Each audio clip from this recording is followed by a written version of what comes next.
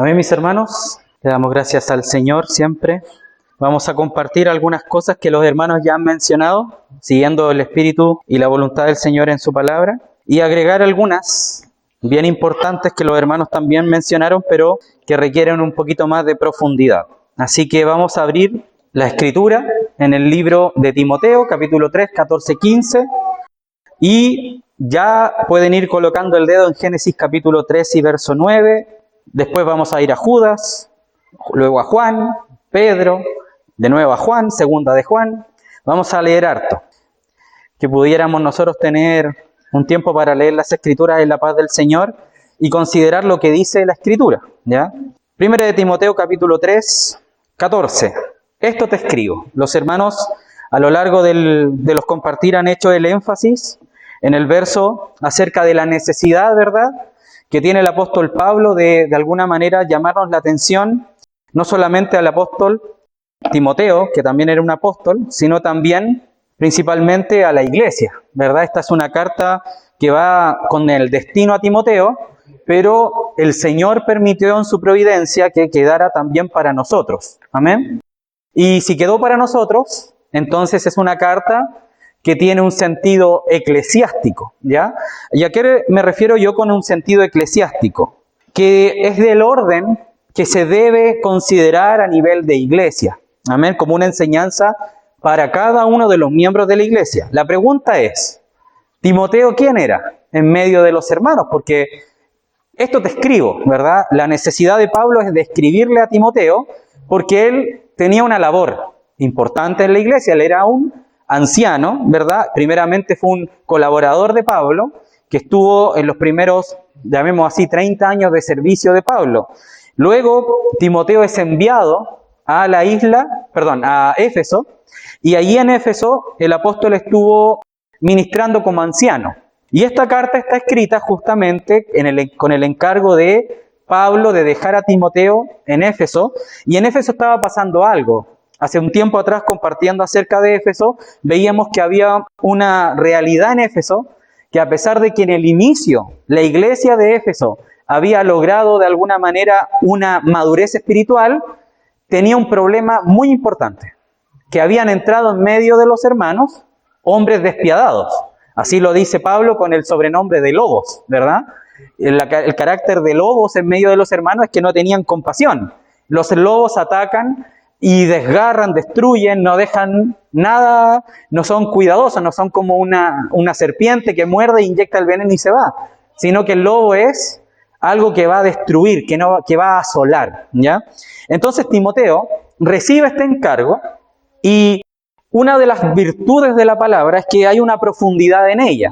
Entonces los hermanos habían estado hablando acerca del cómo yo debo conducirme. Esta es una exhortación de Pablo a Timoteo, que era un anciano en una localidad y que tenía que conducirse, él tenía que de alguna manera caminar en medio de los hermanos, comportarse de acuerdo al lugar donde él estaba. Y esto nos compartía el hermano Néstor. Pero yo quiero darles un poco vuelta al panorama y la pregunta aquí dice, para que si tardo sepas cómo debes conducirte, esa frase la quiero ver en el contexto de lo histórico, ¿ya? Del contexto de lo que estaba viviendo la iglesia en Éfeso. Porque la iglesia en Éfeso estaba siendo atacada, estaba siendo embestida por el enemigo por medio de diferentes circunstancias que vamos a ir leyendo y descubriendo a lo largo de todo el Evangelio. Porque lo que le pasa a Éfeso también nos va a pasar a nosotros en este tiempo, en el futuro, y a nosotros cada uno como familia nos va a suceder y vamos a estar expuestos, ¿ya? Y por causa de esa exposición que tenemos, hermanos, por el hecho de haber creído en el Señor, es que debemos también saber cómo debemos conducirnos, ¿ya? No es solamente con respecto al comportamiento personal de cómo yo transito por la iglesia, sino de las cosas externas que pueden venir a nuestra iglesia, a nuestra casa, a mi esposa, a mis hijos, y así. Entonces Timoteo primeramente no era un hombre carnal, ¿verdad? Era un hombre espiritual. Hay testimonio del apóstol Timoteo de que fue un hermano que fue enseñado desde niño. ¿Por quiénes? Su abuela, su mamá. Su papá era griego, no tenía una relación directa al parecer más allá de la convivencia familiar, y parece que el hermano Timoteo no tuvo un padre ejemplar como un reflejo o una imagen, un ejemplo de una vida cristiana varonil. Tuvo solamente la instrucción del Señor por medio de su abuela y su mamá. Entonces, este citardo, sepas cómo debes conducirte, también me hace alusión a ese verso que está allá en Proverbios, si no me equivoco, cuando dice, instruye al niño en su camino, cuando fuere viejo, este no se apartará de él. O sea, Pablo tomó las riendas de la responsabilidad de conducir a un hijo en la fe. ¿Verdad? Aquí hay una frase muy paternal, que citarlo sepas cómo debes conducirte. Es casi como tomar la responsabilidad de engendrar de sí espiritualmente un hombre que sepa cómo es y cómo debe vivir en medio de la comunión cristiana, en medio de la iglesia de Dios, ¿verdad? Y acá viene el verso 15, para que citarlo, sepas cómo debes conducirte en la casa de Dios. Y como bien decía nuestro hermano Néstor en la mañana, que esta es la casa de Dios, aunque sea repetitivo, no es mía. No es mi patio, no es mi sala, no es mi habitación, no son mis amigos los que están acá, a pesar de que tenemos compañerismo, son los hijos de Dios los que viven en la casa de Dios. Son los engendrados por Cristo los que viven en medio de la asamblea cristiana, a pesar de que también hay otras realidades que no debemos desconocer. Y luego hace un énfasis, coma, ya la coma va a indicar la profundidad de lo que está diciendo. La casa de Dios, ¿qué es? La iglesia, y aquí ocupo una frase que es constantemente utilizada por los apóstoles a lo largo de todo el Nuevo Testamento. Del Dios misericordioso, ¿no? ¿Cuál es la característica de esta iglesia? ¿A quién contiene? ¿Y por qué viviente? ¿Se ha preguntado eso? Esta declaración, alguien la dijo antes, Mateo 16. ¿Tú eres el Cristo? Entonces Pablo no escribió esto al azar. El Espíritu Santo no dijo el Dios de paz, el Dios de luz. Podría haberlo escrito, ¿verdad? Pero ocupa el adjetivo viviente. ¿Y por qué viviente, hermanos? Porque la consecuencia es que Dios está al tanto, está alerta, está despierto.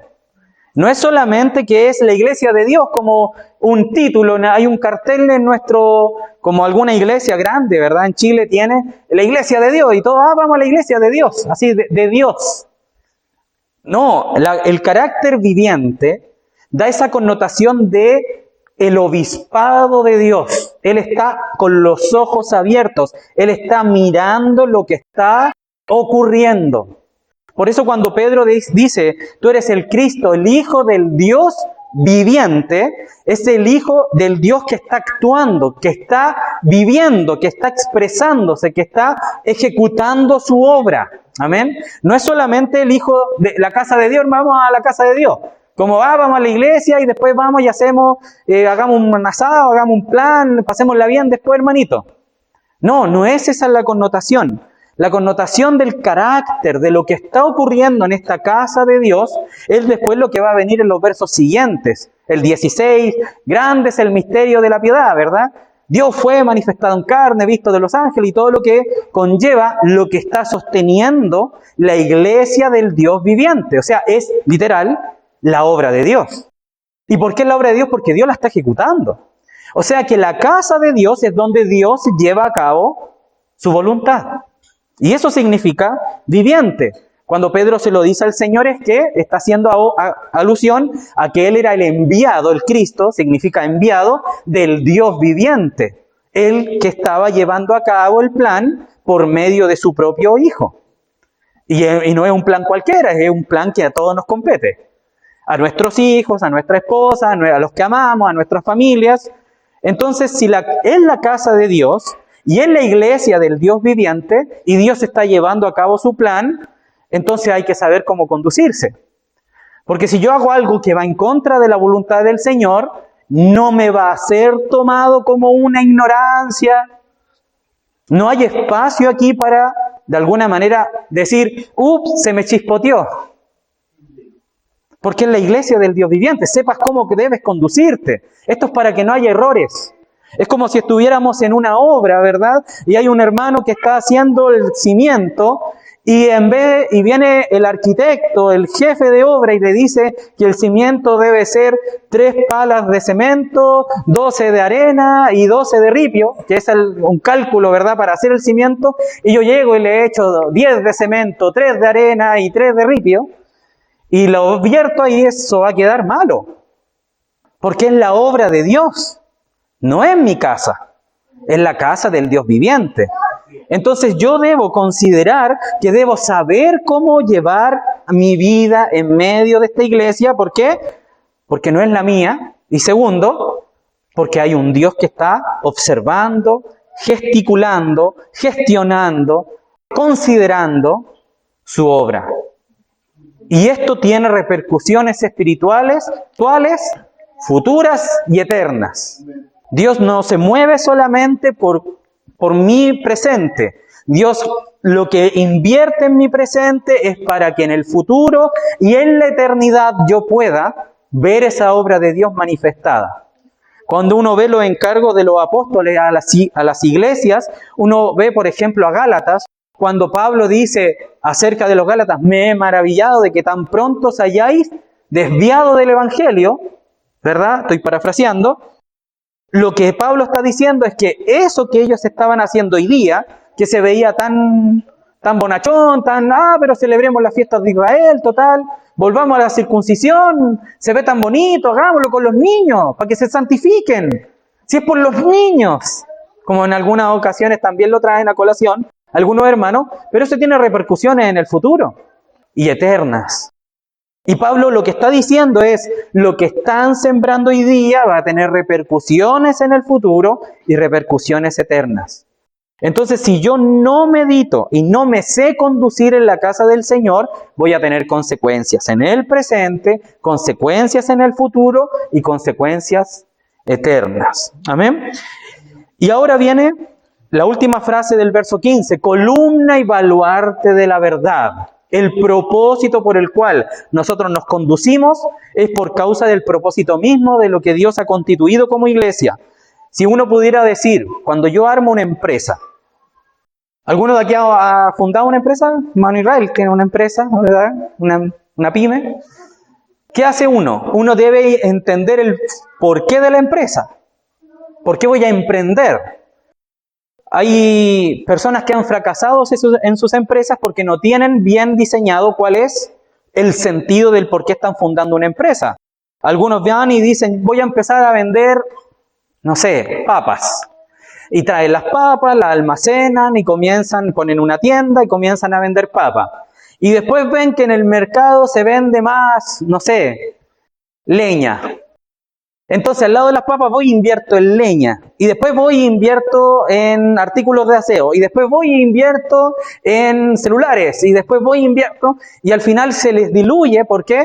Porque el objetivo eran las papas. Al principio. Pero después tienen tantas cosas que tomar. Y que se van para un lado. Después se van hacia el otro. Y quieren invertir acá. Y depositan aquí. Que esa mala gestión genera pérdida. La iglesia, hermanos, no es simplemente la comunión de los hermanos, a pesar de que hay comunión de hermanos.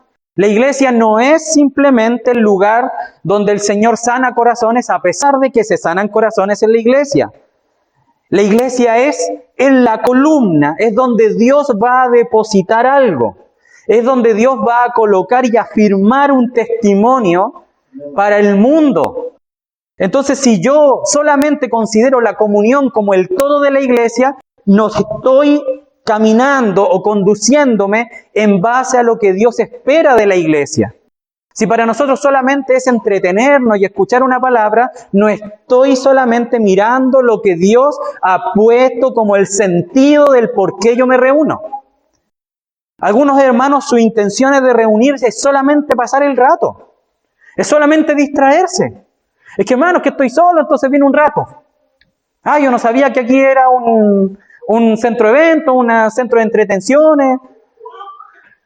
La pregunta aquí es: ¿qué es la iglesia? Y Pablo lo responde: ¿qué es? Eso es lo que es la iglesia. columna y baluarte ¿de qué? De las opiniones, de pensamiento político de derecha o de izquierda, dependiendo de la visión. No, es solamente donde nos juntamos a filosofar. No, es la verdad.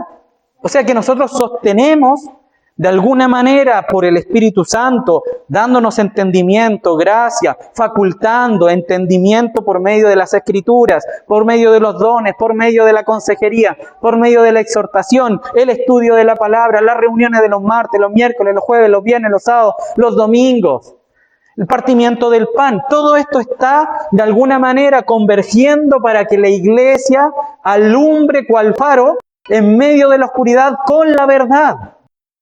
No es solamente que nos reunimos, hermanos, para, a pesar de que nos podamos llevar bien, invitar a comer a la casa, tener lindas comuniones, lindo ágapes, que el Espíritu está ahí, no lo negamos, pero el propósito de la iglesia es que usted y yo seamos facultados para ser hombres y mujeres llenos de la verdad de Cristo, que es la única verdad.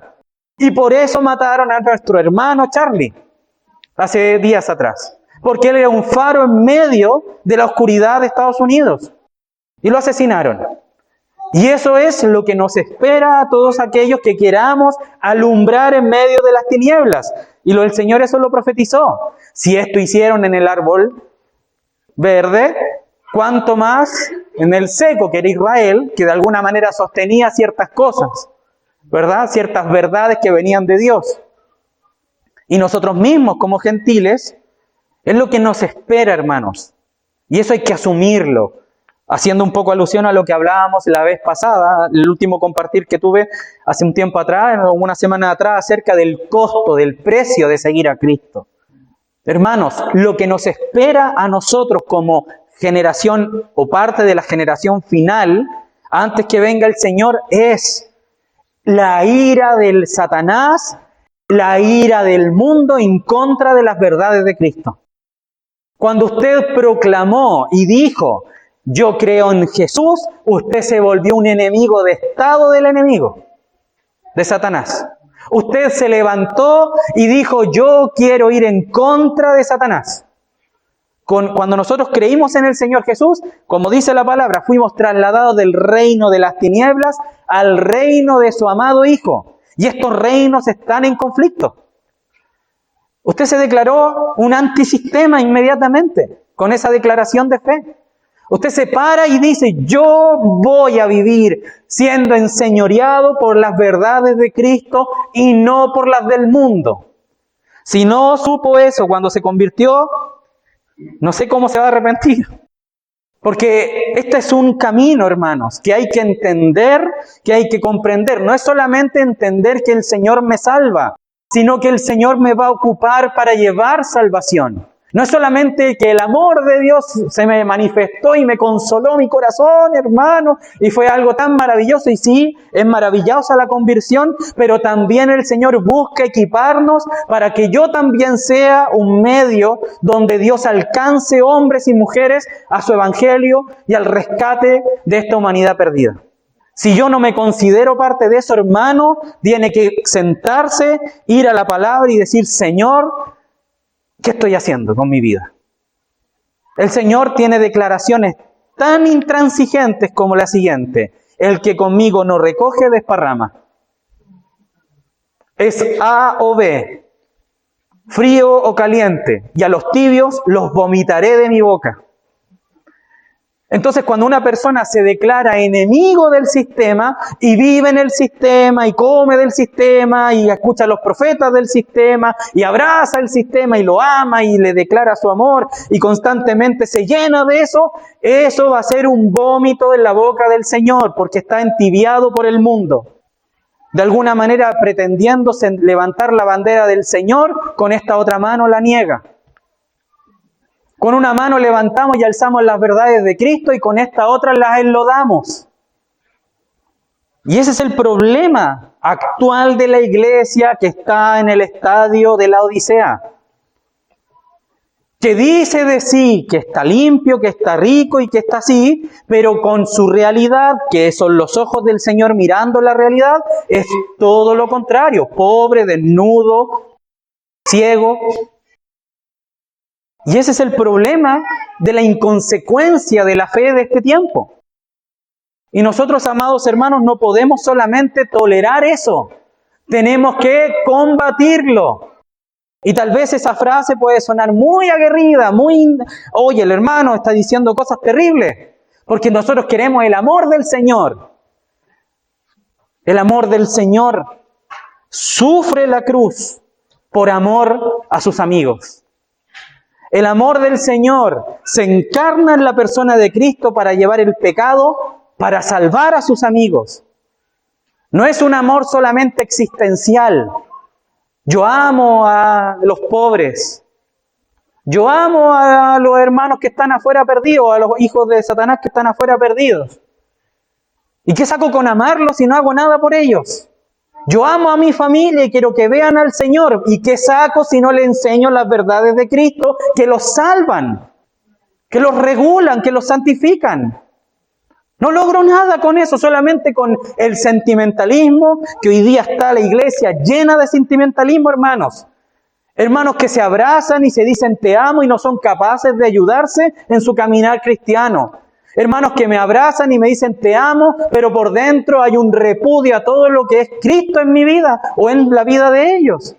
Decimos amar las Escrituras y no las leemos. Decimos amar al Señor y no le profesamos como nuestro Dios. Y levantamos otras banderas.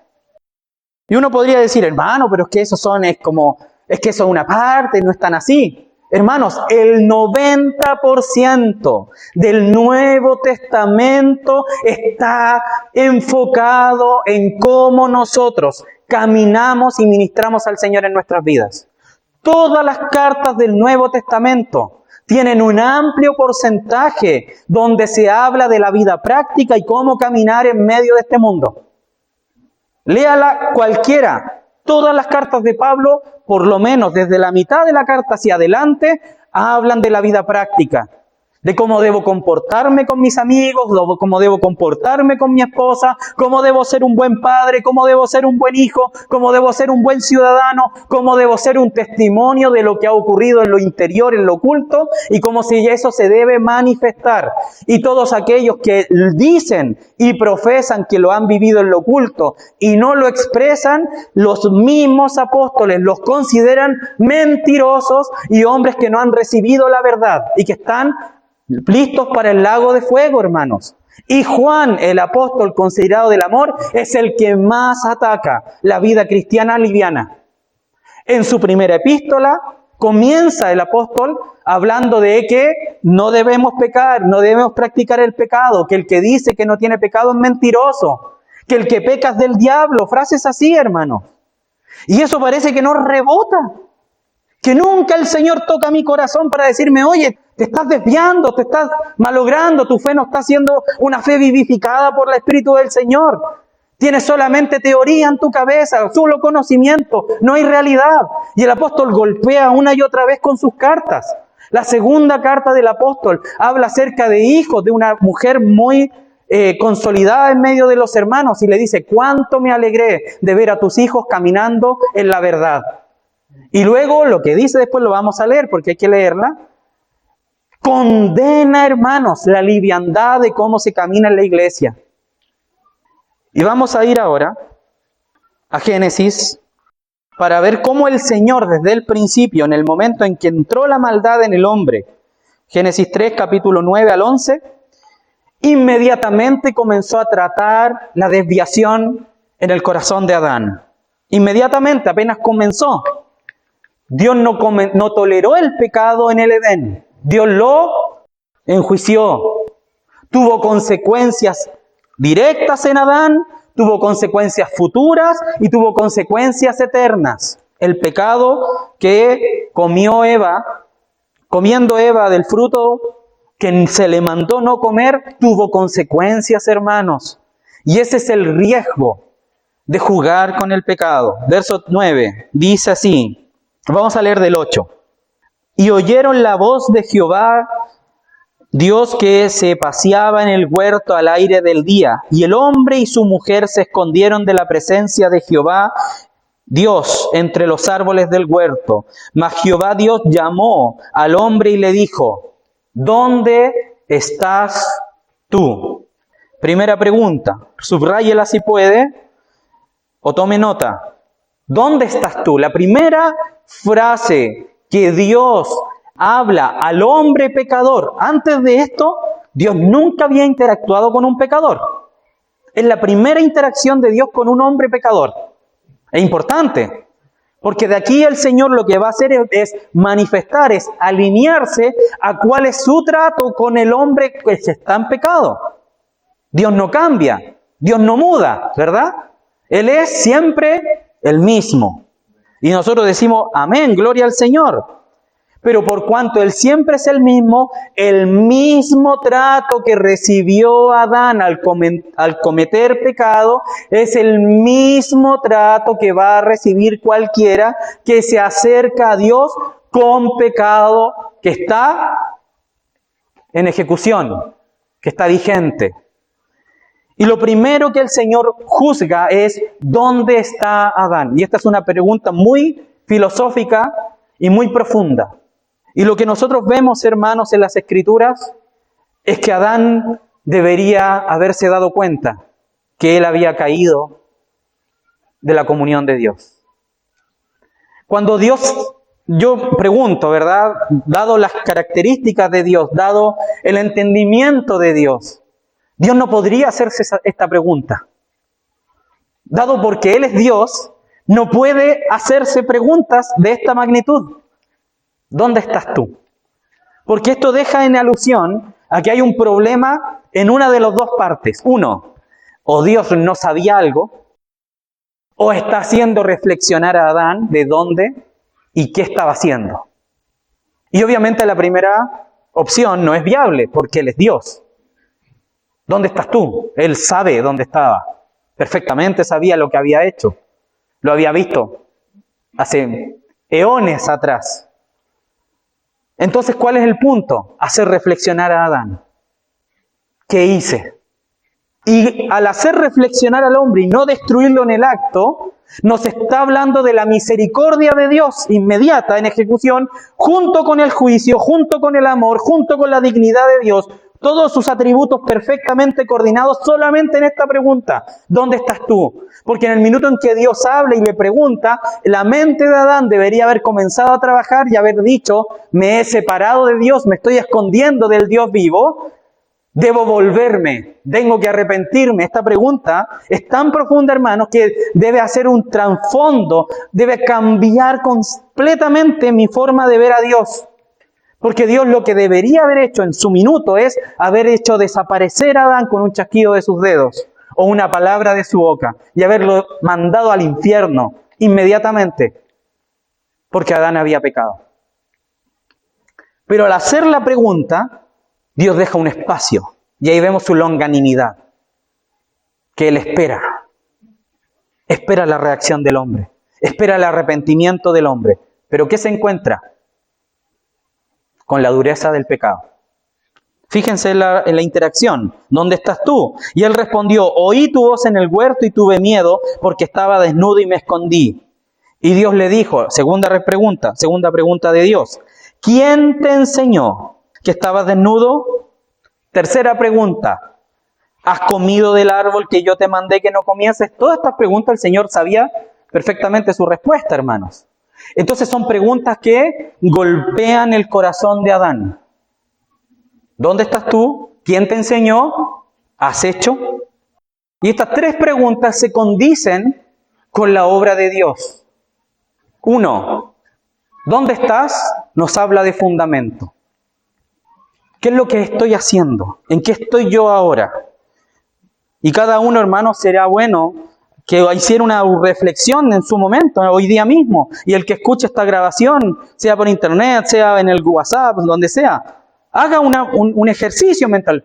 ¿Dónde estoy yo? ¿Qué estoy haciendo con mi vida? ¿En qué estoy? ¿Qué he hecho con mi vida? Con lo que Dios me ha dado. Y por eso habla de fundamento, porque nos llama a la raíz del asunto. Luego dice, ¿quién te enseñó que estabas desnudo? Y ahí está la edificación. ¿Por qué la edificación? Porque la enseñanza, como bien dicen los apóstoles, con respecto a la buena enseñanza, la edificación en el Evangelio de Cristo, ¿de qué nos habla? Primeramente de que me capacita, me forma, me instruye. A pesar de que aquí es negativa la respuesta, ¿quién te enseñó? Y él era la serpiente, que había enseñado a Eva, y Eva enseñó a Adán, y llevó a una destrucción, porque esa edificación fue para muerte, fue en pecado. Y luego viene la práctica. ¿Has comido del árbol que yo te mandé que no comieses? Por causa de la enseñanza nosotros hacemos. Ejemplo claro y vasto, nuestros hijos, los niños. Si está comiendo el niño con las manos y usted le instruye a que coma con los cubiertos, y luego usted lo vuelve a ver reiteradas veces comiendo con las manos, y usted le sigue enseñando, usted lo está edificando para que su sobreedificación, su práctica de la enseñanza sea que coma con cubiertos. Ahora, usted imagínese que lleva a su niño, ¿verdad? Si uno lo ve en un bebé, uno va a tener un tiempo de instrucción.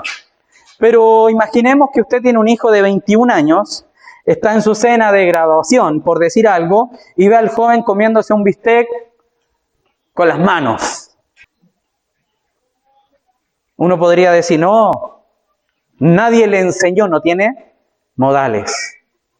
Y ese es el problema, hermanos, que Dios le había enseñado a Adán, lo había instruido, lo había resguardado en un lugar para que recibiese una buena instrucción y viviese de la vida de Dios. Pero ¿qué hizo Adán? Recibió un consejo, recibió otra edificación.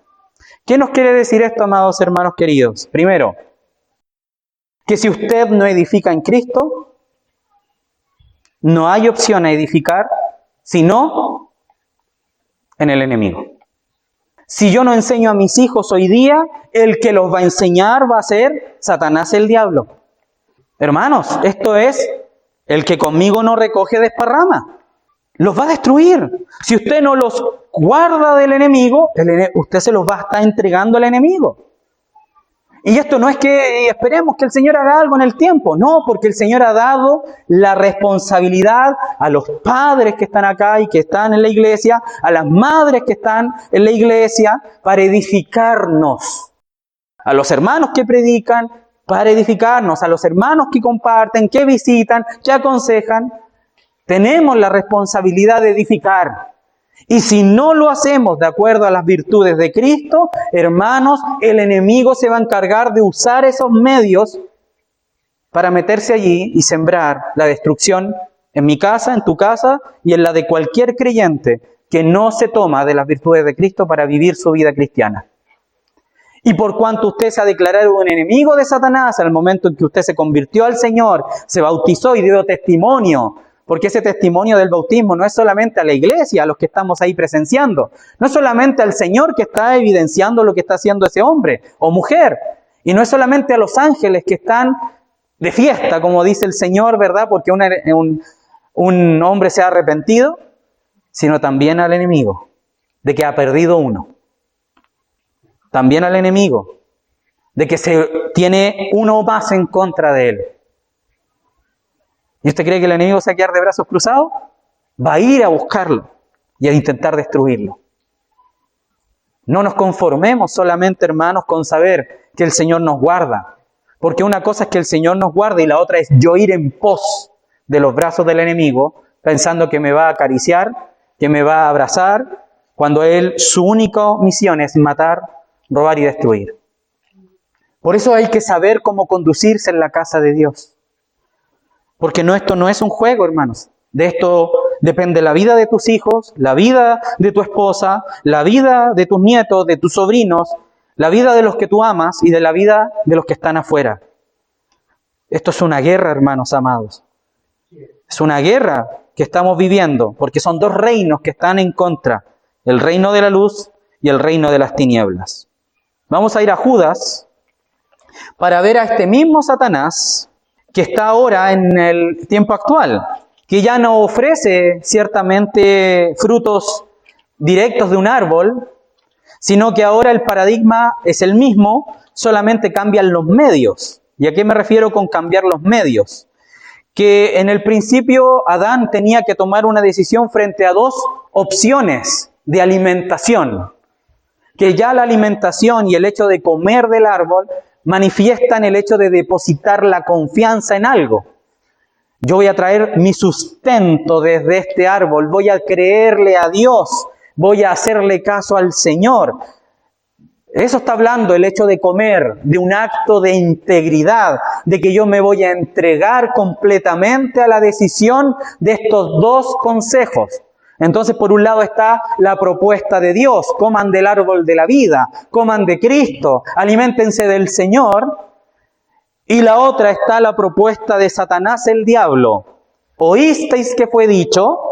No niega que exista el Evangelio, no niega que Cristo es Dios, no niega que en Él vamos a tener la vida eterna juntamente con las bendiciones del Señor. Pero Él te dice, pero sabe Dios, y ahí viene la mentira, que el día que comas de eso, no vas a morir, sino que serás como Dios, vas a tomar tus propias decisiones.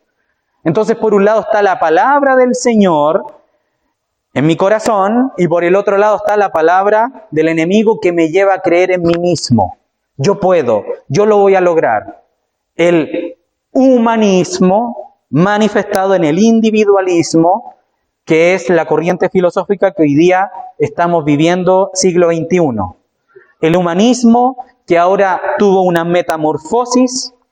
Y quiero hacer un paréntesis para hablar un poquito del contexto histórico de estas filosofías, que debemos saberlas, hermanos, y entender por qué el mundo está como está.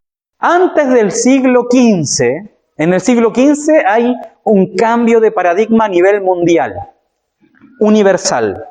Antes del siglo XV, la conducta constante en la mente del ser humano era tener un temor reverente a Dios, indiferente la manera en la cual se creía, ¿ya? Indiferente fuera el cristianismo católico de ese tiempo, indiferente fuera los pensamientos barbáricos de los pueblos bárbaros del norte, de toda Escandinavia, Suecia, Groenlandia, donde estaban los hombres estos que se vestían de piel, los vikingos que tenían creencias de que habían dioses, y todo el mundo, hermanos, indiferente la corriente, sabía que habían Dios o dioses y que el hombre debía tener temor de Dios.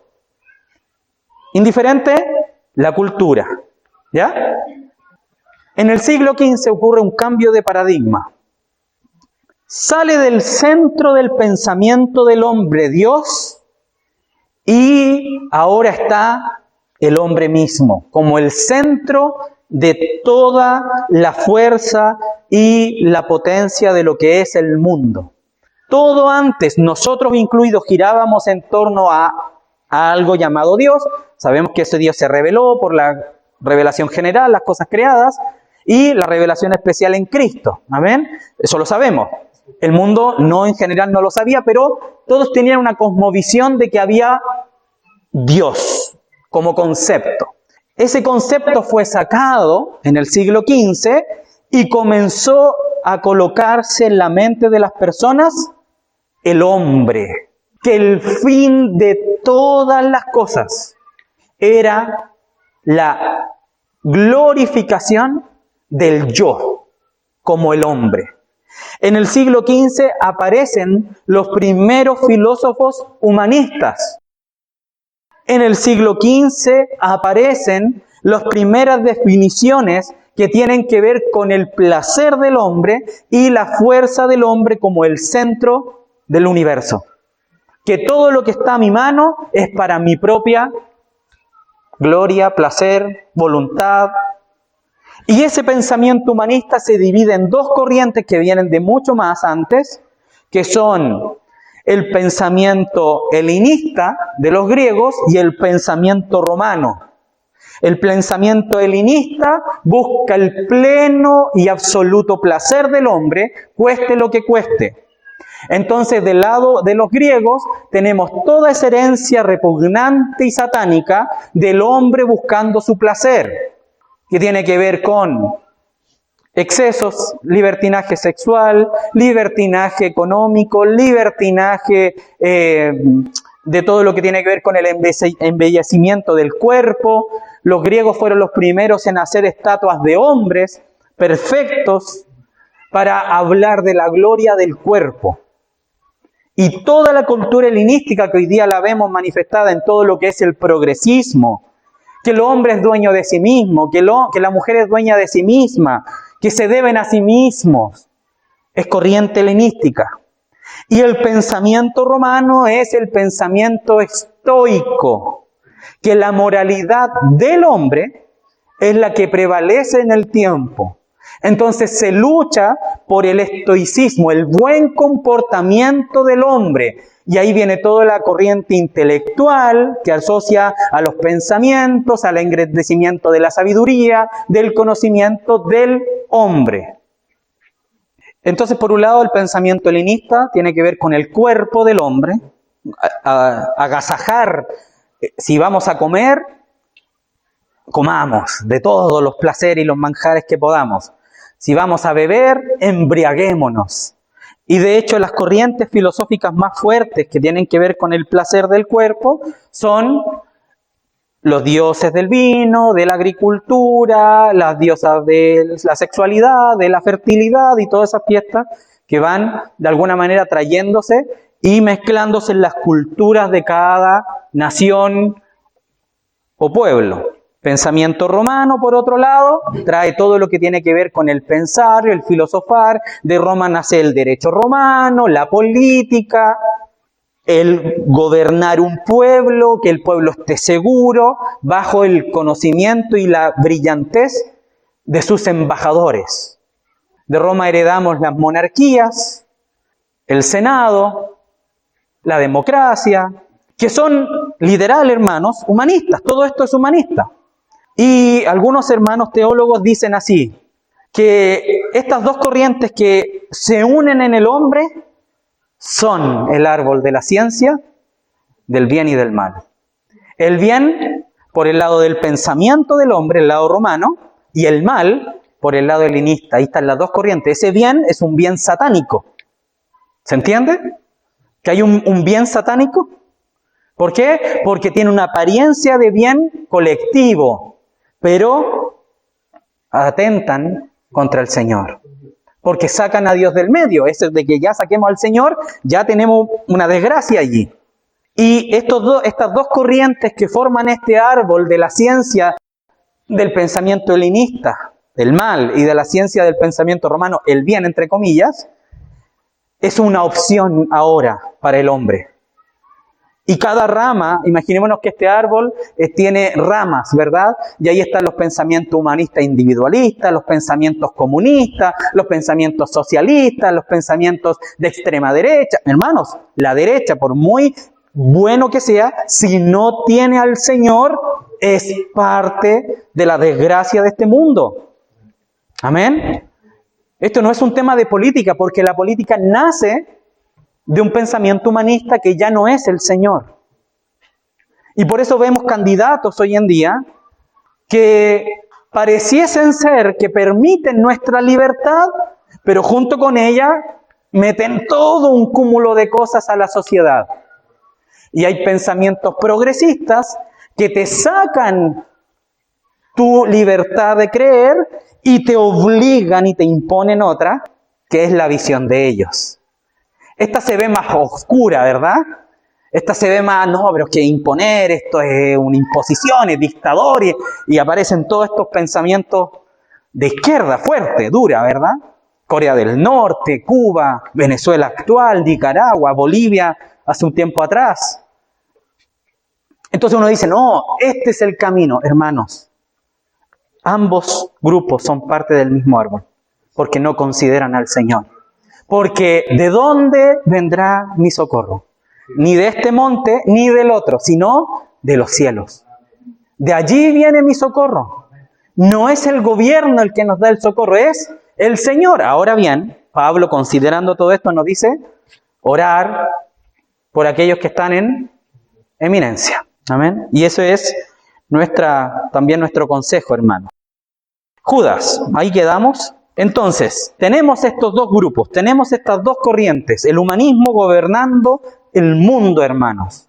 Y como el humanismo gobierna, Dios quedó relegado como algo del siglo XIV hacia el pasado, algo antiguo, anticuado, viejo, religioso, obsoleto. Y el humanismo, como nace de un árbol de muchas opciones, de un árbol ecumenista en algunos sentidos, de todo tipo de pensamientos, se mete en la iglesia. Una de sus raíces llega a la iglesia como una opción de reunión. Y tenemos hoy en día, hermanos, iglesias o llamadas iglesias donde se busca el bien del hombre. Se le canta el bien del hombre, se le canta las emociones del hombre, se le canta a llenar mi corazón, y se usa la reunión para que el hombre sea exaltado en medio de una congregación, el hombre como concepto. Entonces cada uno puede tomar ahí su lugar y decir, uy, el Señor, se ocupa el nombre de Dios, pero el fin de la reunión es agasajar y yo estar tranquilo. Hermano, yo lo único que quiero con el Señor es tener paz. Entonces el centro de la reunión es el hombre teniendo paz. No la glorificación del Padre, no que la iglesia sea una columna y un baluarte de la verdad de la iglesia del Dios viviente. No. Yo. Hermano, si en algún momento usted tiene que viajar, irse a otra localidad, buscar otra iglesia, hermano, que no sea una iglesia humanista, porque va a ser destruido allí. Se va a ir bajo la corriente helenista por un lado, o la corriente moralista de los de Roma, estoicista. Pero ahí no está el Señor. La prosperidad, las iglesias de la prosperidad son un claro ejemplo del helenismo humanista metido en la iglesia. Siembra acá y el Señor te va a dar. Ya no es yo dándole al Señor y que Él administre. No, Él te tiene que dar. ¿Te fijas? Que ya no es el centro el dar, como Pablo lo predicaba, denle a Dios, ofrendar a Dios, presentar nuestros al Señor. No, esa ahora es un boomerang. Yo te doy para que tú me des. ¿Y entonces quién es el centro? El hombre. El ser humano.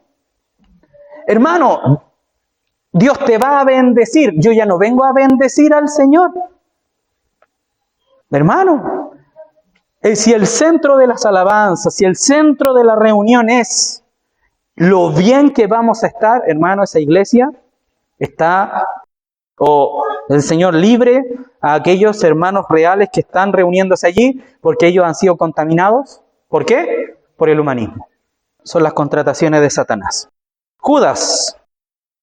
Y Satanás no exige la adoración hacia él de manera directa, hermanos. Le va a exigir que tú te adores a ti mismo y él va a titiretear por medio de los placeres. Porque, como dice Pablo en Romanos, que el placer o la búsqueda de alguna manera de los placeres de la carne no es del Espíritu. Y todo lo que tiene que ver con la carne no es del Espíritu.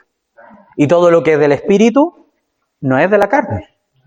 Son dos caminos paralelos y lejanos unos de otros. Capítulo 1 de Judas. Vamos a leer bastante en Judas, pero saltadito para no leer todo el contexto. Gracias, hermana. Dice Judas 1. Judas, siervo de Jesucristo y hermano de Jacobo, a los llamados santificados en Dios Padre y guardados en Jesucristo, misericordia y paz y amor os sean multiplicados. Amados, por la gran solicitud que tenía de escribiros acerca de nuestra común salvación, me ha sido necesario escribiros exhortándoos que contendáis ardientemente por la fe que ha sido una vez dada a los santos. Fíjense en esto, hermanos. Judas lo que está intentando es que no es que los hermanos se pongan a pelear entre los hermanos. La contención no es interna, sino de lo que él ve que se va a venir. Y aquí lo va a anunciar. Y Judas tiene algo muy precioso que el Señor le ha revelado a este hermano. Que lo que le reveló el Señor es que lo que aconteció antes va a volver a ocurrir al final. Porque él va a tomar ejemplo de lo que aconteció en Génesis 6 para decir lo que va a ocurrir en el postrer tiempo. Interesante, ¿verdad? Luego dice, 4, porque algunos hombres, o sea, porque hay que contender ardientemente por la fe, debido a esto, porque algunos hombres han entrado encubiertamente, los que antes habían sido predestinados para esta condenación, hombres impíos que convierten, leamos con nuestros ojos, en libertinaje la gracia de nuestro Dios. Y esto, hoy en día, hermano, uno ataca el libertinaje e inmediatamente te crucifican como un hombre legalista. Uno ataca la mala gestión espiritual en una casa, inmediatamente te colocan y te crucifican como un hombre duro, como un hombre antiguo, anticuado, intolerante, religioso. Pero Judas está diciendo que hay que contender por la fe porque van a venir estos hombres a tomarlo de Dios y a meter una rama del árbol de la ciencia del bien y del mal, que es justamente el pensamiento helenista. Y esto es lo que viene, helenista, ni siquiera viene lo moral de los romanos. Helenismo, ¿verdad? Pensamiento de la satisfacción de la carne, libertinaje, y lo van a colocar aquí como algo de Dios. No, hermano, si la iglesia tiene que convertirse en una discoteca para atraer a jóvenes. No, hermano, es que la iglesia tiene que convertirse en un lugar donde el corazón de los hermanos, el corazón de las personas, sienta el amor del Señor. Sí, eso es una realidad mezclada, humanista. El lugar de la iglesia, como dice Pablo en el capítulo a Timoteo que leímos recién, es sostener las verdades de Dios. Una de sus verdades es que Él perdona. Otra de sus verdades es que Él llama y Él levanta y Él tiene misericordia y va a ayudarnos en nuestro caminar. Pero no es el punto final de la iglesia. Es parte de las verdades de Dios. Es una más en medio de un gran número de trabajo, de voluntad, de obra de Dios que está caminando para que los hombres se levanten y glorifiquen al Señor. Porque este libertinaje, fíjense en lo que genera. 4, porque algunos hombres han entrado encubiertamente, los que desde antes habían sido destinados para esta condenación. Hombres impíos que convierten en libertinaje la gracia de nuestro Dios y niegan a Dios, el único soberano, y a nuestro Señor Jesucristo. ¿Por qué lo niegan? No lo niegan diciendo que no existe. No lo niegan diciendo que no es Dios. Lo niegan porque no apoyan las verdades que ellos expresan. Lo usan como un fetiche o un ídolo. ¿Por qué digo fetiche? Para que los hermanos no se escandalicen. Fetiche es como de alguna manera, una herramienta para mis placeres. Un medio para alcanzar algo. Eso es un fetiche. Yo voy a usar a Dios para conseguir trabajo. Como que Dios fuera una web solamente destinada a ofrecerme ofertas laborales. Entonces yo voy a Dios, ¿sabes qué? Que necesito una pega, ya. ¿Cuál quieres? No, te voy a dar la mejor, porque es mi Dios. Un genio de la lámpara. Por eso niegan a Dios, ¿se fijan? No es un negar como de una oposición directa, es que niegan la posición, lo que es Él en esencia. O Dios solamente se vuelve un genio, como decía nuestro hermano, o un médico. Señor, cuando yo me siento mal, Señor, ayúdame. Pero cuando me siento bien, bien, gracias, no te necesito. Beneficios personales. Y eso es libertinaje. La parte de libertinaje a veces se entiende como que la iglesia se vuelve una desviación absoluta. Y no es tan así, hermanos, porque es mucho más sutil que eso. Es cuando solamente recurrimos a Dios y se nos enseña a recurrir al Señor cuando estoy mal. Porque tengo necesidad, entonces Dios me tiene que ayudar y vengo a la iglesia a pedir ayuda como que Dios fuera un cajero automático. Que me tiene que dispensar mi necesidad constantemente y yo de ahí me alimento y digo, uy, el Señor es tan bueno porque siempre me ayuda, siempre me cuida, siempre me ayuda en mi enfermedad. Sí, eso es parte de una verdad, pero no es el fin. Porque el fin es que Dios debe ser adorado, bendecido. El centro de nuestra vida, yo girando en torno a Él, no Él girando en torno a mí.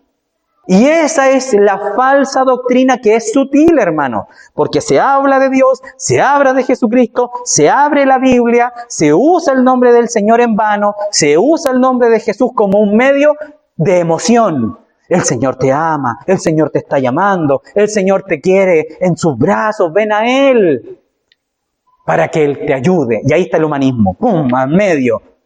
Ya no vengo yo porque soy un vil pecador. Y que si no acepto al Señor con mi corazón abierto y crucificando mi carne para que Él sea glorificado, porque yo soy un atentador, soy un terrorista del pecado, que voy en contra de Dios y que Dios me ha extendido la mano, a pesar de que yo soy un miserable pecador, Él me extendió su mano para levantarme y sacarme de allí. No, es como que Dios me dejara sumergido en el pecado, pero me tiene de la mano.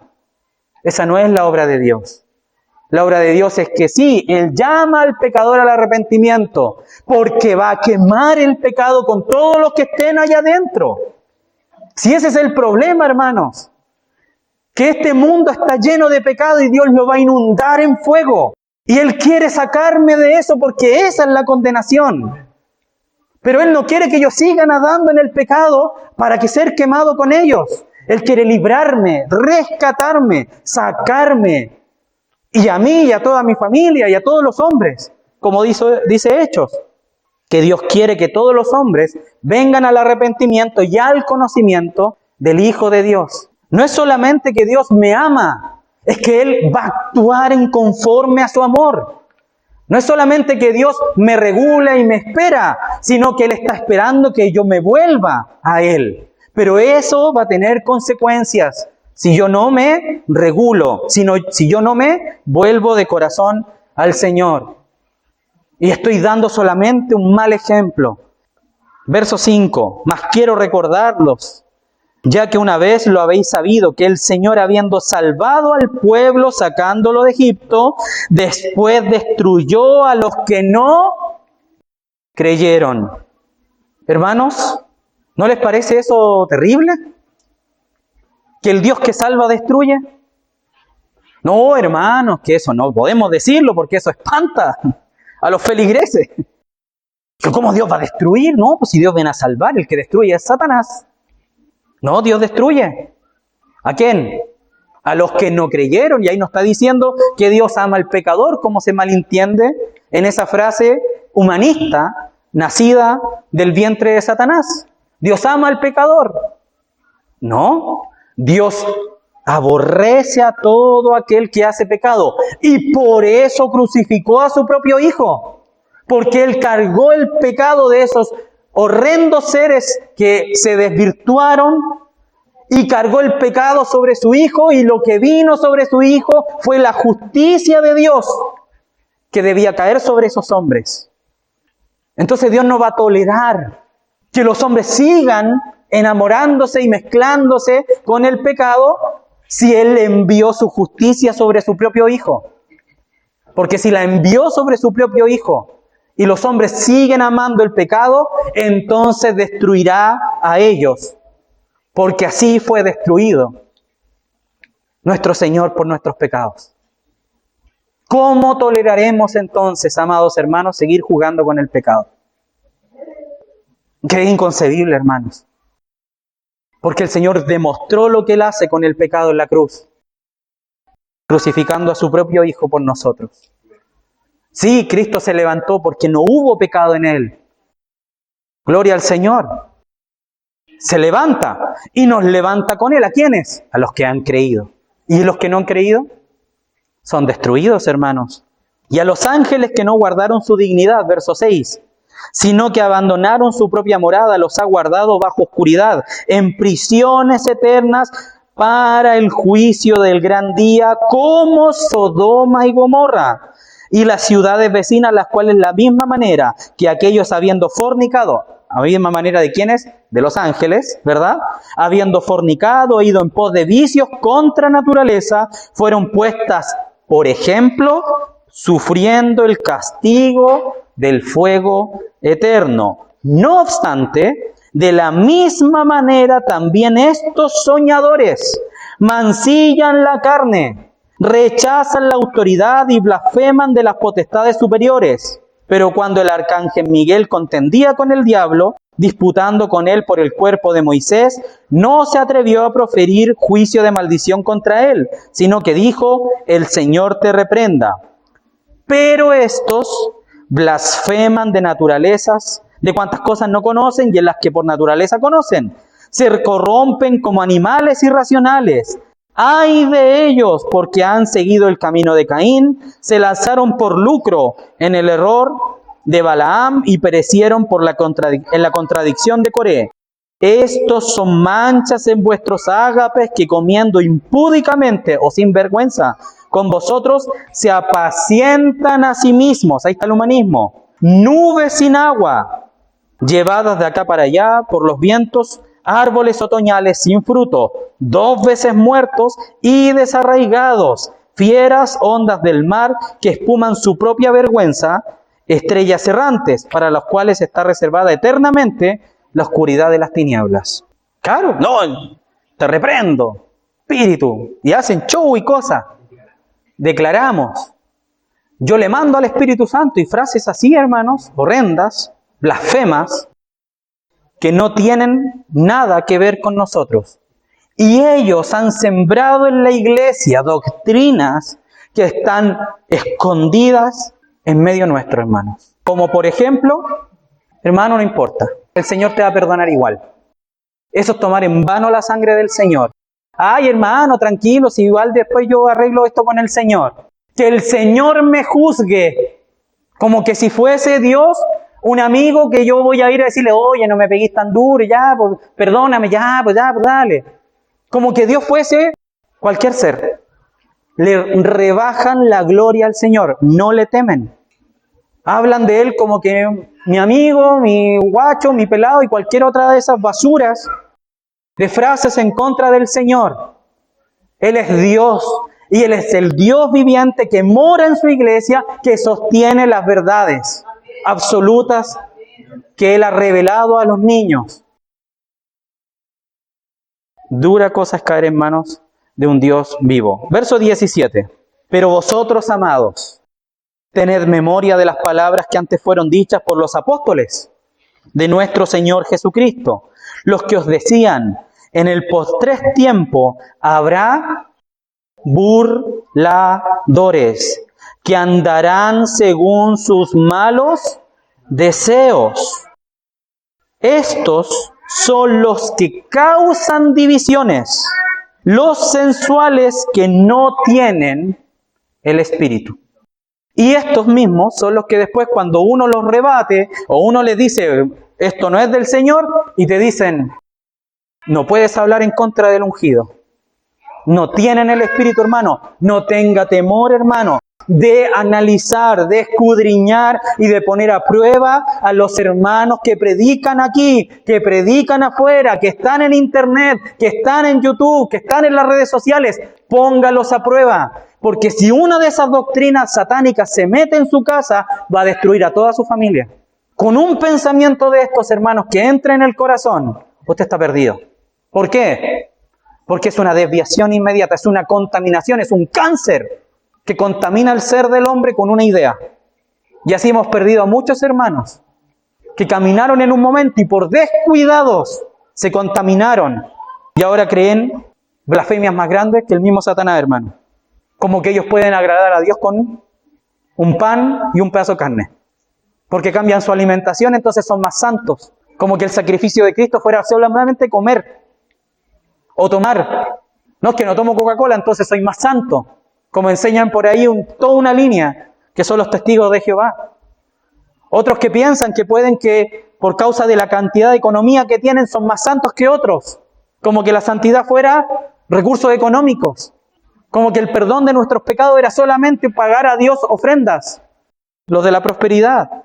Otros que piensan que ayudando al prójimo van a recibir una amplia entrada en el reino de los cielos, como los católicos, que han reducido el sacrificio de Cristo a una humanidad caída y a un sortilegio de cantidad de cosas, hermanos, que lo único que hacen es arrastrar personas en pos de sí mismos. Yo hice esto, yo ayudé, yo bendecí, yo fui, yo visité. Hermanos, eso no proviene del Señor, porque eso es humanismo. Por eso es que sepas cómo debes conducirte, hermano. Porque no es solamente mi comportamiento aquí, es lo que yo voy a estar recibiendo embates constantemente en mi vida. Verso 20 de Judas capítulo 1 dice: pero vosotros, amados, edificándoos sobre vuestra santísima fe, orando en el Espíritu Santo, conservaos. Qué bonita esa palabra, hermanos. Conservarse. Es como cuando la dueña de casa hace un alimento dulce, mermelada o cualquier otra, y lo pone en un frasco y lo reserva, lo esconde. Ese es conservarse, mantenerse, estar atento a lo que entra a mi corazón. Es como cuando el Señor le dice a Adán, que lo leímos hace un poquito atrás: ¿dónde estás tú? Señor, me estoy conservando en tu palabra de fe. No fue la respuesta de Adán. Señor, estoy esperando tu voluntad en esto. No fue la respuesta de Adán. Tuve miedo y me alejé y me escondí. Conservaos en el amor de Dios, esperando la misericordia de nuestro Señor Jesucristo para vida eterna. A algunos que dudan, convencedlos. A otros, salvad, arrebatándolos del fuego. Y a otros, tened misericordia con temor, aborreciendo aún la ropa contaminada por su carne. ¿Pero qué se enseña hoy en día? Hermano, ¿cómo nos vamos a ayudar? ¿Cómo nos vamos a asistir? ¿Cómo nos vamos a ir?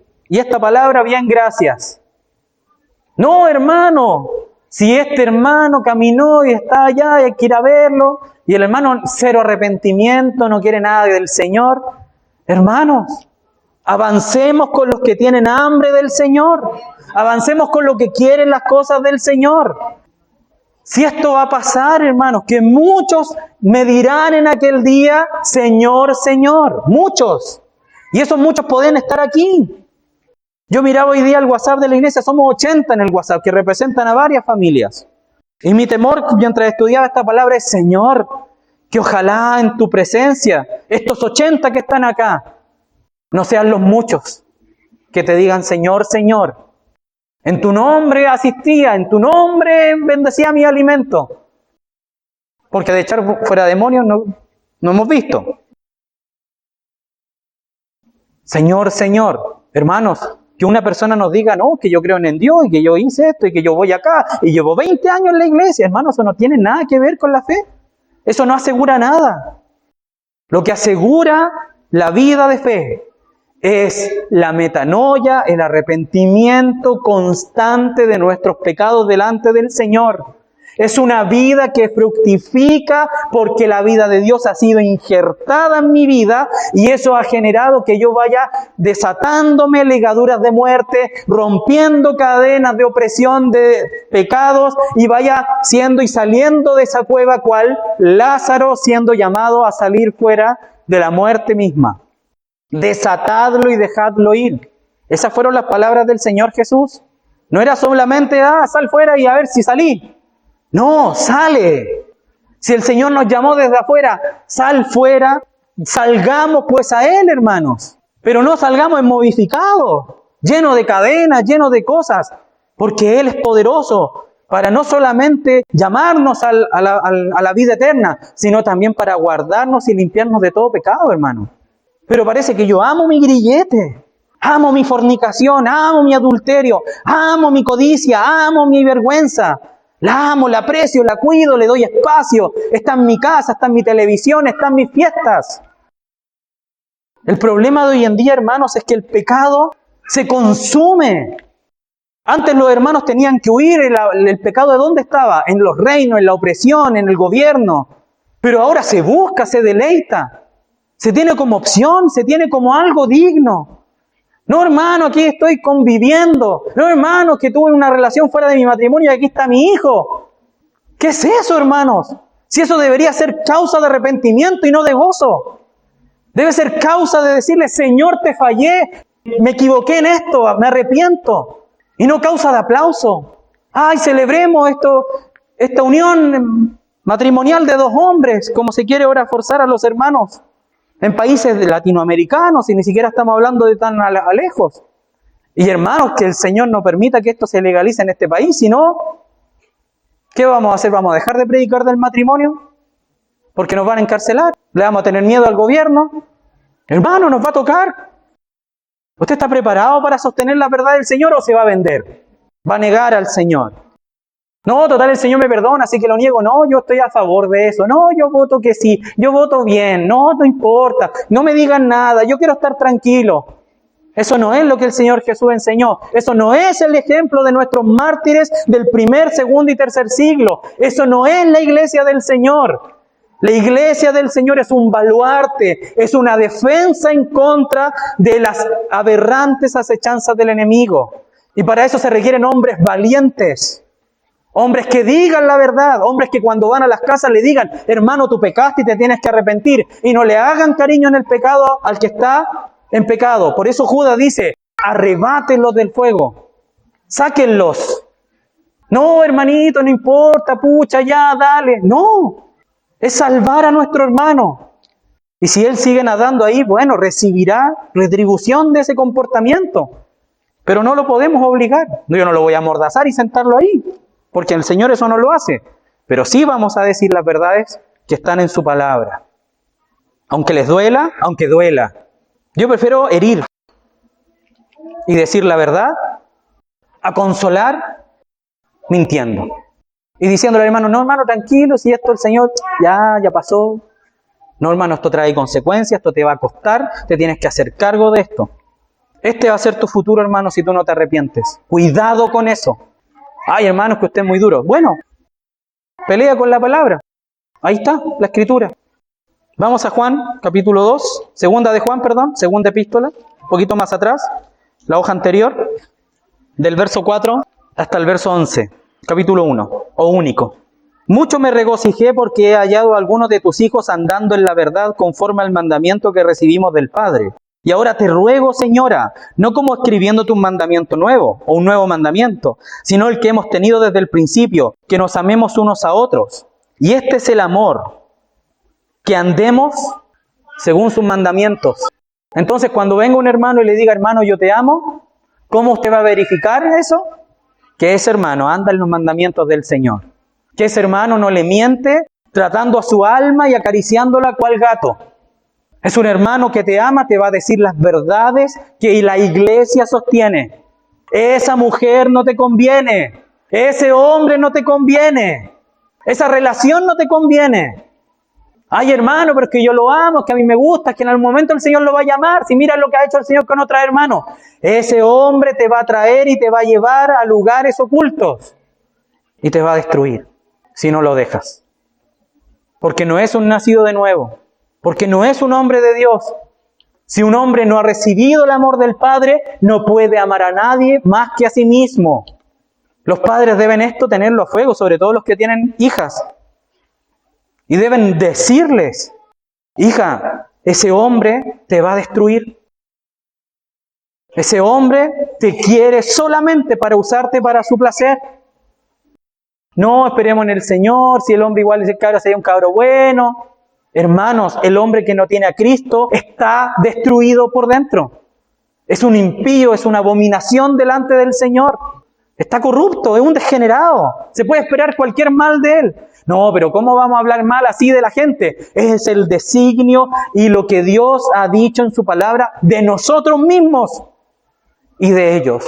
Y que si no fuera por su misericordia, hermanos, nosotros seríamos peores que ellos. Pero por cuanto ha venido la salvación, tenemos a Cristo. Y van, nos gloriamos en eso. Entonces yo voy a ir, sabiendo lo que yo era, voy a ir a buscar allá. Hermano, nos volvimos locos. Según sus mandamientos. Este es el mandamiento, que andéis en amor, como vosotros habéis oído desde el principio. Y fíjense que Juan viene hablando del amor. Uy, el hermano Juan, cuánto me gustaría haber tenido al hermano Juan aquí en medio nuestro. Verso 7.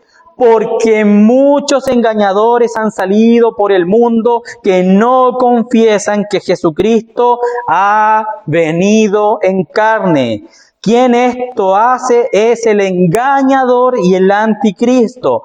Mirad por vosotros mismos para que no perdáis el fruto de vuestro trabajo, sino que recibáis galardón completo. ¿Cuántos hermanos que quieren que sus hijos sean hijos del Señor, que quieran las cosas de Dios, todo eso? Mirad por vosotros mismos, que hay muchos engañadores que van a querer que su hija, que su hijo, atraerlos. Mujeres y hombres, hermanos. Hoy en día esto ya no es antes como antes, que era, no, los hombres son los malos. Hay mujeres que se encargan de andar de cama en cama solamente para su placer. Impúdicamente, hermanos. Cualquier varón. Y yo le decía esto a los jóvenes el otro día. Y no se trata de que tú te sientas que eres feo, que eres gordo, que eres alto, que eres bajo, que eres negro, que eres blanco. No se trata de eso. Porque hoy en día, una mujer que se le mete algo en la cabeza, hermano, no le va a importar tu aspecto. Da lo mismo para hombres viejos, para hombres jóvenes. Guárdense y santifíquense. ¿Por qué? Porque las mujeres en el mundo son un arma de Satanás para destruir la iglesia. Y por eso, hermanos, nunca jamás, si llega a venir una hermana sola, un hermano solo, alguien, uno solo allí yendo a visitar. No, es que yo le quiero, es que la hermana quiere que yo vaya a predicarle. No, hermanos. Siempre acompañado con su esposa si está casado, o con 2 o 3 o más hermanos. Nunca solo. ¿Por qué? Porque el mundo quiere destruir la iglesia para que sepamos cómo debemos conducirnos en la casa de Dios. No, hermanos, que la hermana me invitó a que la acompañara y la llevara en auto al shopping. No, hermano. Nosotros no andamos llevando al shopping a la hermana. Si viene a la reunión, voy con mi esposa. Si va la hermana sola, bueno, pidámosle a una hermana que la vaya a buscar o paguémosle un Uber. Nunca solo, nunca, hermanos, por favor, nunca solos. Aunque usted se sienta, no, que va a querer conmigo si yo no quiero nada. Hermanos, hemos visto cosas tremendas que han destruido iglesias enteras por este pecado. Hombres como Sansón, como Salomón, como David cayeron frente a este pecado. El único que nos puede sostener es la palabra del Señor viviéndose y experimentándose en nuestra vida, la que nos sostiene y nos aparta del riesgo del pecado del adulterio y la fornicación a los que estamos casados y a los que no lo están. José fue el único que venció en esa área de todos los hombres de fe. Frente a la tentación, decidió quedar como un cobarde al mundo, pero venció el pecado, huyendo. Huyamos, hermanos. Y las hermanas lo mismo. Yo les quiero comentar de una vez que estábamos en otra iglesia con los hermanos y llegó un hombre muy extraño a la reunión. Muy extraño, hermanos. En la reunión ya éramos más o menos como 150 en ese tiempo, era cuando estaba harto de hermanos en la reunión. Y llegó un hombre y yo lo empecé a mirar, hermano, que me daba una cosa muy rara porque él estaba toda la reunión así.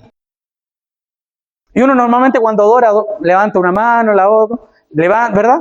Pero toda la reunión, él llegaba, se sentaba y estaba así. La palabra estaba así. Y yo decía, y le preguntaba a hermano Israel, hermano, ¿y quién es él? ¿Por qué está acá? No, un hermano que dice que se congregaba y todo eso. ¿Ya? Y yo, hermano, ahí, cargado, hermano, decía, Señor, que perdóname si tengo algo en contra de mi hermano, porque es algo que ya no, yo no lo soporto. Y pasó que una jovencita, 13 años, se me acerca, hermano, me da vergüenza contarle esto, pero es que ya la verdad es que me tiene mal. ¿Qué pasó? No, es que este hombre, el hermanito tanto, ya llevaba harto tiempo en la iglesia, me invitó a su casa y que él hace sesiones de Reiki y acupuntura. Y me dijo que podía hacerme a mí acupuntura. Masaje descontracturante, que era masoterapeuta con acupuntura. Y yo empecé y dije, ¿qué se cree este hijo del diablo? Y llamé a varias, eran muchas jovencitas en esa iglesia, llamé a 3, 4, oye, ¿te puedo hacer una pregunta? Sí. ¿Él te ha hablado alguna vez? Sí, me ofreció esto, pero no, me da como cosa. Y él también. Así que me tocó ir a hablar con el hombre. Para no caer en que hablé con él, no volvió más a la iglesia. El punto es que era un hombre viejo. Lo hubieran visto. ¿Y si hubieran sido un hombre joven? ¿Que le hubiera sido del agrado de la jovencita? Ese es el problema, hermanos. Que gracias al Señor no era del gusto de las jovencitas. ¿Y si hubiera sido bueno? ¿Cachado, como se dice acá en Chile? ¿Qué hubiera pasado? Esos son los problemas, hermanos. Que tenemos que estar despiertos. Tenemos que saber que exactamente quién entra y quién sale por esa puerta, hermanos. Porque aquí hay niñas, hay niños pequeños que pueden caer en manos de hombres pervertidos y destruir tu familia, como fue destruida una familia muy cercana a mí, que yo este testimonio lo he contado. No lo voy a contar ahora, si después lo comentamos en la mesa. Destruyó a mis familiares, un hombre. El Señor avisando por sueño. Fuimos a hablar con esta familia y no hizo caso el padre de familia, y hoy día, divorciado, sus hijos lo odian, su hija mayor destruida absolutamente, no quiere nada con Dios, porque Satanás entró a la casa de este familiar. Que uno piensa que esas cosas ocurren afuera, no, que me contaron que a un hermano le pasó esto. No, hermanos, esas cosas pasan, ¿por qué? Porque la iglesia está embobada mirando otras cosas y no la palabra del Señor. No, que cómo le vamos a decir al hermano que él tiene que irse de la iglesia porque es un hombre pervertido que anda buscando a la hermana. ¿Qué fue lo que le dije a ese hombre? ¿Qué tienes tú acá? No, hermano, que yo vengo. ¿Qué tienes tú acá? Y se lo exigí. Y cuando le presenté el testimonio, agarró su cuestión y se fue corriendo. Pero si dejamos, no, hermanos, que hay que esperar al hermano porque él, que a lo mejor es que va a creer en el Señor. No, hermanos, hay que tener conciencia de que estamos en una guerra y que el enemigo se va a presentar muchas veces, porque no fue la única vez. Fueron todas estas que intentaron entrar lobos en medio de la iglesia y en algunos casos estuvimos apercibidos y en otros no. Y tuvimos pérdidas. Pérdidas, cuantiosas pérdidas, trabajos de 3, 4, 5, 10 años trabajando en una casa, fomentando la fe, edificando hermanos, para que aparezca uno y se ponga a pedirle plata a los hermanos, estafando gente, enamorando hermanas, destruyendo matrimonios, generando celos a los en matrimonio y destruyéndolos, enamorando jovencitas, ofreciéndole plata a los hermanos para predicar, ofendiendo al Señor. Eso es lo que hemos experimentado, hermanos, en estos casi ya 20 años de caminar con el Señor. Y si el Señor no viene antes, hermanos, hay que estar apercibidos.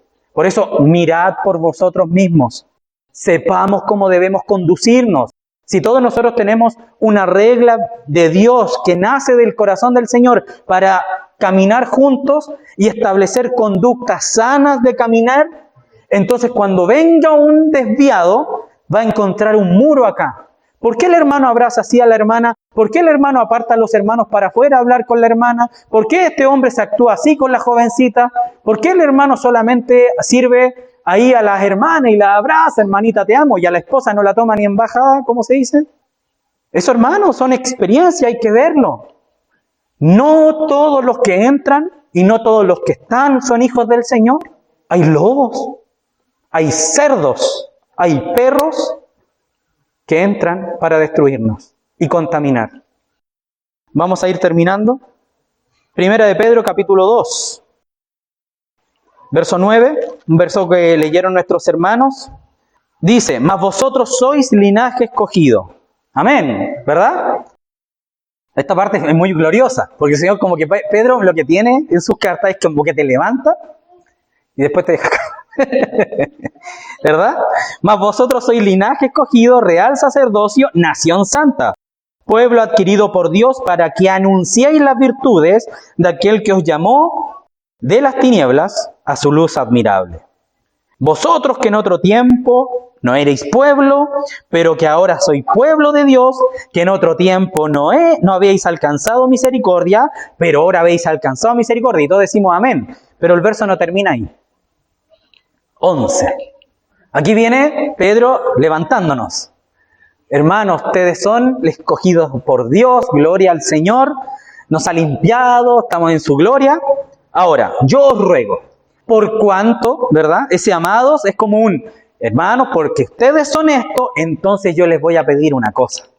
Yo os ruego como a extranjeros y peregrinos. ¿Por qué extranjeros y peregrinos? Porque somos una nación santa. ¿Verdad? Como extranjeros y peregrinos, que os abstengáis de los deseos carnales que batallan contra el alma.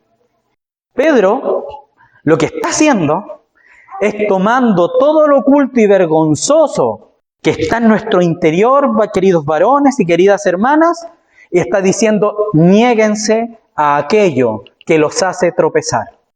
Niéguense a aquello que ustedes, cuando lo cometen, pierden la comunión con el Señor. Niéguense.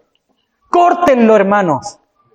Corten las fantasías, corten las seducciones, corten la pornografía, córtenlo, hermanos. Tomen la decisión y córtenlo, en el nombre del Señor. Córtenlo. O los ruego. Y Pedro acá, cuando dice ruego, cuando uno va al original, esa palabra rogar, no es de rodillas, por favor, te lo pido.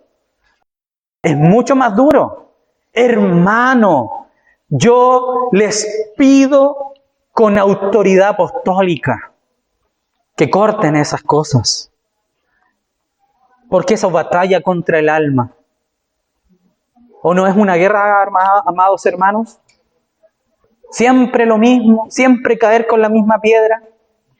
Siempre estar ahí como mal, que pucha, que pequé, que me equivoqué, es que yo, el Señor nunca me va a ayudar con esto, es que yo llevo 20 años con esto. Córtelo, hermano.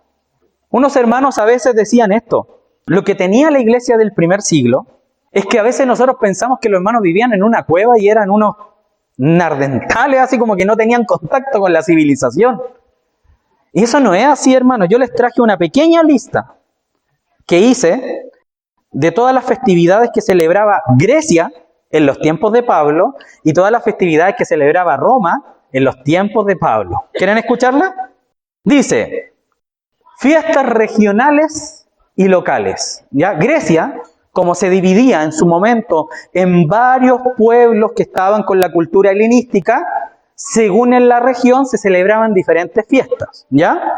Tenemos fiestas panhelísticas, Juegos Olímpicos, Juegos Píticos, Juegos Nemeos, Juegos Ítmicos. Seguían siendo eventos de gran importancia, se celebraban en honor a los dioses Zeus, Apolos, entre otros, y reunían a atletas y a espectadores de todo el mundo helénico, incluso bajo la administración romana. Estos juegos no eran solo competiciones deportivas, sino también ceremonias religiosas con sacrificios, orgías y procesiones. De ahí vienen los Juegos Olímpicos. No, hermano, pero si voy a ir a ver los Juegos Olímpicos, ¿qué tiene de malo?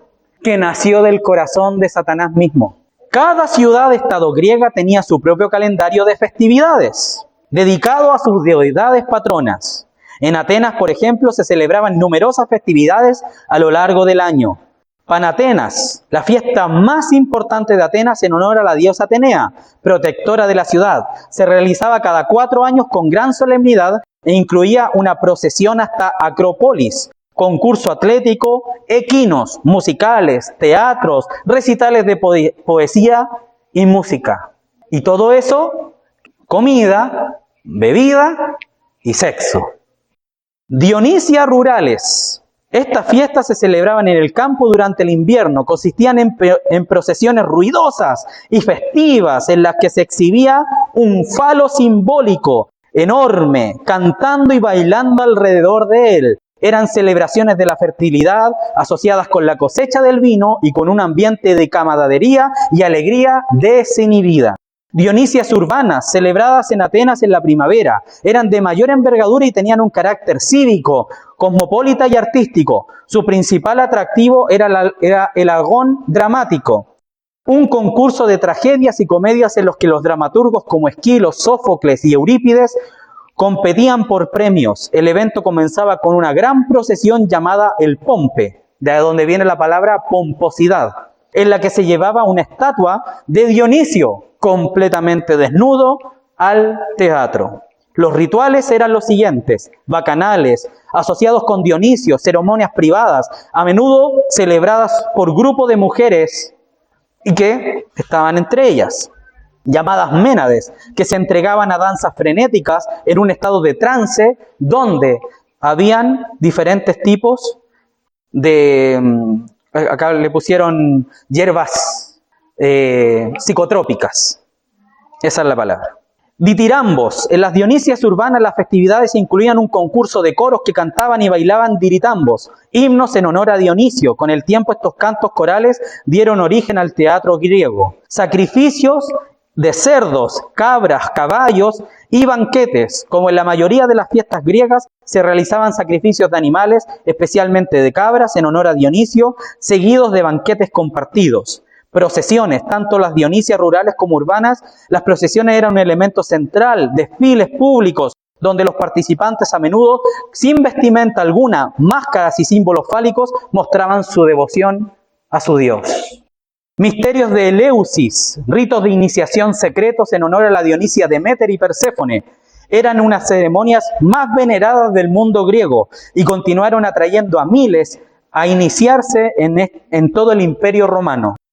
Estas fiestas, aunque ya no gozaban del mismo poder político que en la época de Grecia, mantenían su vitalidad como expresiones culturales y religiosas en la vida cotidiana de los griegos bajo el dominio romano. La religión griega y sus prácticas rituales seguían siendo una parte integral de toda la cultura helénica. Saturnalias. Esta era la mayor fiesta popular y esperada. Se celebra en honor al dios Saturno en las últimas semanas de diciembre. Era un festival de jolgorio, música, soberbia al orden social. Los esclavos tenían libertad temporal, se les permitía usar ropa de sus amos y se intercambian regalos. Era un tiempo de banquetes, juegos de azar, alegría, apuestas, y sus costumbres influyeron más tarde en la celebración de Año Nuevo y Navidad. Lupercalia, celebrada a mediados de febrero, esta fiesta tenía un carácter purificador y de fertilidad. Su ritual era en una cueva en el Monte Palatino, donde sacerdotes llamados lupercis corrían desnudos por la ciudad, golpeando a las mujeres con tiras de piel de cabra para promover la fertilidad. Parilia, celebrada el 21 de abril, esta fiesta conmemora el aniversario de la fundación de Roma por Rémulo. Originalmente es una fiesta pastoral dedicada a la diosa Pales, protectora de pastores y rebaños. La gente se purificaba a sí misma y a sus animales y se realizaban hogueras. Fiesta y ciclo de la naturaleza. Fornacalia, fiesta en honor a la diosa del horno. Fornax, que se celebra en febrero, una fiesta comunitaria donde los ciudadanos hornean y ofrecían pasteles de espelta, trigo del tiempo, en honor a la diosa para asegurar la correcta cocción de la cosecha. Versatalia, celebrada en junio en honor a Vesta, la diosa del hogar y el estado. Importante para las mujeres que llevaban ofrendas al templo. Las mujeres se retiraban solas a un recinto privado donde cometían diferentes tipos de actos y fechorías, entre ellas con música, fiesta y todo tipo de rituales. Fiestas cívicas y militares, Agonalia, una festividad que se mezcla varias veces en el año en diferentes fechas en honor a todos los dioses como Jano y Marte. Se caracteriza por sacrificios ritualísticos de cerdos, cabras, caballos, entre otros, y ceremonias religiosas. Ludi. No eran festividades en el sentido de un día, sino semanas de juegos públicos que podían durar hasta meses. Los Ludi Romani, juegos romanos en honor a Júpiter, incluían carreras de carros, carreras de caballos, carreras de cabras, circo romano, luchas de gladiadores, sacrificios humanos en el teatro, muchos de estos tipos a lo largo del año. Juegos seculares. Estos eran eventos extraordinarios que se celebraban una vez en el siglo, cada 100 años. Un famoso ejemplo de esto dio bajo el emperador Augusto en el año 17 a.C. Su importancia era tal que se consideraba el inicio de la nueva era romana. Incluían sacrificios, teatro, juegos para renovar la prosperidad del imperio, apuestas, carreras de caballos, de cabras, de humanos, esclavismo, entre otros. Además de esto, existían innumerables festividades menores, sacrificios diarios, ceremonias que marcaban el calendario romano, uniendo a la vida religiosa, cívica y social en pos de la alegría. Y esas son como las generales. Y nuestros hermanos recibieron el Evangelio en medio de esa costumbre. Hermanos, cuando usted diga, no, es que yo quiero celebrar esto, piensen en esto, hermanos. Nuestros hermanos se negaron al mundo. Nuestros hermanos del primer siglo y nuestros apóstoles vivieron la vida cristiana y se supieron conducir sin contaminarse. ¿Por qué nosotros no podemos? Porque nuestro corazón Ama eso, hermanos. Ama las festividades. Todas estas festividades que estamos escuchando ahora, hermanos, vienen de este árbol helénico romano. Esto es el núcleo de todo lo que vemos hoy día en el mundo. De aquí nace todo, hermanos. No digamos que vamos a obligar a los hermanos para que no se diga después y que quede en el audio que los hermanos están obligando. No, hermano, usted es libre, pero este es el origen. Si usted quiere participar de eso, hermano, no le voy a decir hágalo, pero está en su discreción. Amén. Pero, como dijo Josué en su momento, que podamos decir, yo y mi casa serviremos al Señor.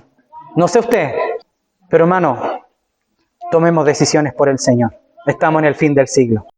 Hay hombres, y con esto quiero finalizar con un ejercicio mental, hermano, en el buen sentido, ¿no? Que podamos reflexionar de la muerte de este hermano, porque era un hermano nuestro, Charlie Kirk. Yo sé que es un momento difícil, porque era nuestro hermano. Hermano, que a él lo hayan matado impúdicamente, es la muestra de lo que se viene de aquí en adelante. Sepamos, hermanos, que no va a ser la última, no es la primera ni la última vez que vamos a ver eso.